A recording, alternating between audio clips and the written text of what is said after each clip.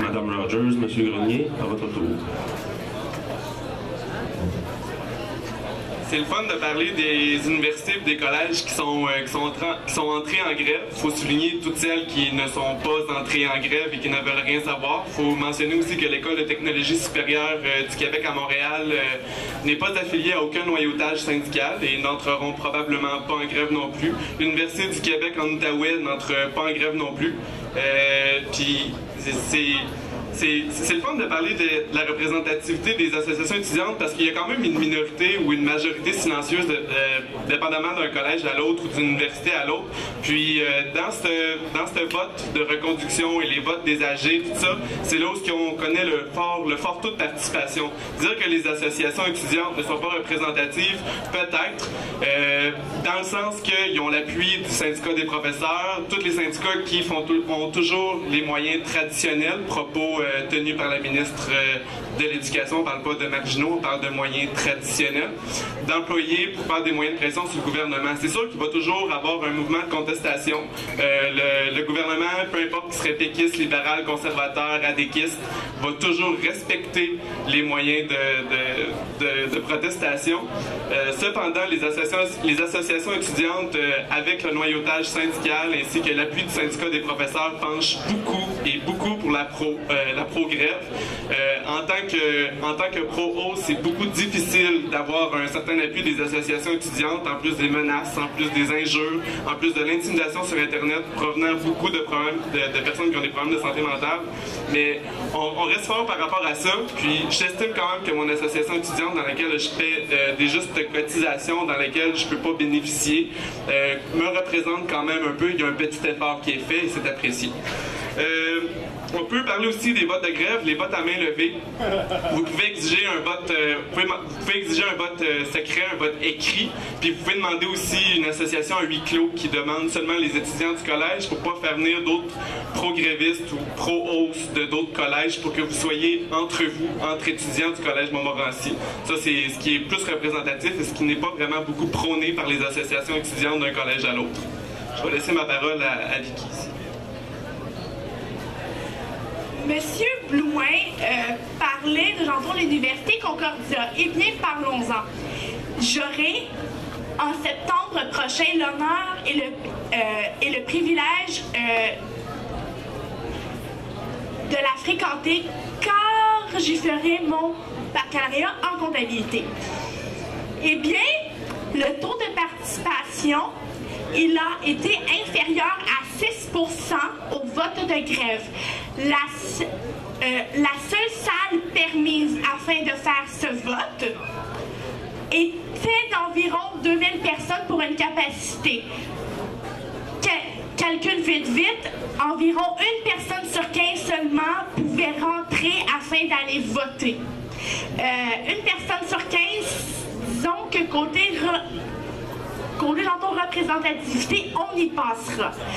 Également, plusieurs facultés à Concordia seront en grève théorique, mais cependant ne seront pas en grève pratique. Par exemple, la John Molson School of Business va continuer ses cours comme à l'habitude et les étudiants continueront d'aller à leurs cours, etc. Ça va faire comme si de rien n'était. Alors, ce n'est pas Concordia dans son entièreté qui est en grève, mais bien une partie seulement. Également, cela est vrai que le vote sera secret, cela est vrai qu'il y a bel et bien un protocole d'entente en place. Cependant, ce n'est pas partout comme ça. Par exemple, au Vieux-Montréal, ça s'est fait à vote à main levée également. Cependant, certains cégeps, universités qui ont refusé d'entrer en grève. Cégep Vanier à Montréal a refusé d'aller en grève. L'École nationale d'aérotechnique a refusé d'aller en grève. HEC a refusé d'aller en grève. Sciences, gestion à l'UQAM a refusé d'aller en grève. Département de mathématiques à l'UQAM a aussi refusé d'aller en grève. Ce qui veut dire que cette option, elle est possible et bien sûr légitime.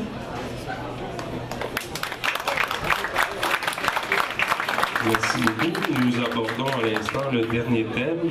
Force est de constater que plusieurs cégeps et plusieurs associations étudiantes universitaires sont en grève. Donc, nous aimerions que vous nous entreteniez un peu de ce que vous pensez de la grève. S'agit-il d'un bon moyen de pression lorsqu'on est contre la hausse des frais de scolarité? Qu'en pense-t-on lorsqu'on est pour la hausse? Et y aurait-il d'autres moyens de pression qui sont envisageables pour se faire entendre? Donc nous commencerons pour ce dernier thème par M. Grenier et Mme Rogers. Alors, moyen de pression afin de ne pas subir une hausse des frais de scolarité. Justement, j'en ai un bon pour vous. Un très bon, excellent, efficace. Subissez-la maintenant et pas plus tard. Savez-vous pourquoi? Parce que en 2014, il va ce qu'on appelle la guerre de la péréquation, qui est en fait comme une expression. Ce n'est pas une guerre avec armes à feu et couteau, mais c'est bel et bien une guerre verbale et budgétaire. Juste pour votre information, le Québec reçoit au total 15 milliards par année en transferts fédéraux, ce qui représente 22% des revenus. Ce qui veut dire que malheureusement, les autres provinces ont leur mot à dire sur la manière dont nous gérons nos finances publiques ici. Devinez quoi? Ici, j'ai deux statements faits par l'Alberta et faits par la Saskatchewan que je vais citer dans leur version originale anglaise et que je vais traduire par la suite. Daniel Smith, chef du Wild Rose Party, a dit, et je cite, "It is no small irony that the biggest single beneficiary of such transfers, Quebec, provides cheap university tuition and inexpensive provincial daycares while Albertans pay high prices for." Ce qui veut dire que elle, et je peux en témoigner pour avoir eu le plaisir de lui serrer la main, elle veut mettre fin à cette dépendance québécoise. Également M. Brad Wall, premier ministre en Ontario-Saskatchewan, qui finance aussi le beau petit chèque de 15 milliards par année, dit "Equalization creates distortions, often of significant scale, that impair the national economy and discourage people from moving to places of economic opportunity." Ce qui veut dire que les deux plus gros payeurs du beau petit chèque de 15 milliards qui provient d'Ottawa ne veulent plus payer. Ce qui veut dire que si on ne veut pas hausser les frais maintenant, ils vont nous l'imposer en 2015 et je peux vous dire qu'ils vont nous obliger à atteindre le fameux 6 000 $ payé en Ontario. Entre payer 6 000 par année et 4 000 par année, lequel des deux préférez-vous? Quand on parle aussi des moyens de pression utilisés, j'étais moi-même pour la grève et contre la hausse au départ quand on en a discuté en novembre dernier avec mon association étudiante. Quand je me suis assis avec plusieurs membres de mon association étudiante et que j'ai décidé de discuter des moyens intelligents qu'il y avait à entreprendre pour attirer la sympathie de la population, il en était hors question. Les associations étudiantes aiment utiliser les moyens traditionnels comme de bloquer des ponts, vandaliser le collège du Vieux-Montréal, et soi-disant ce n'était pas des chèques à...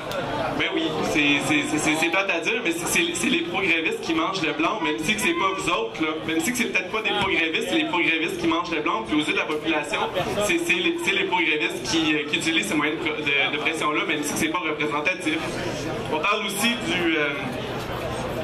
On parle aussi de tous les sondages qui sont faits à l'échelle de la population. La population ne veut pas une augmentation d'impôts pour financer le 190 millions restant.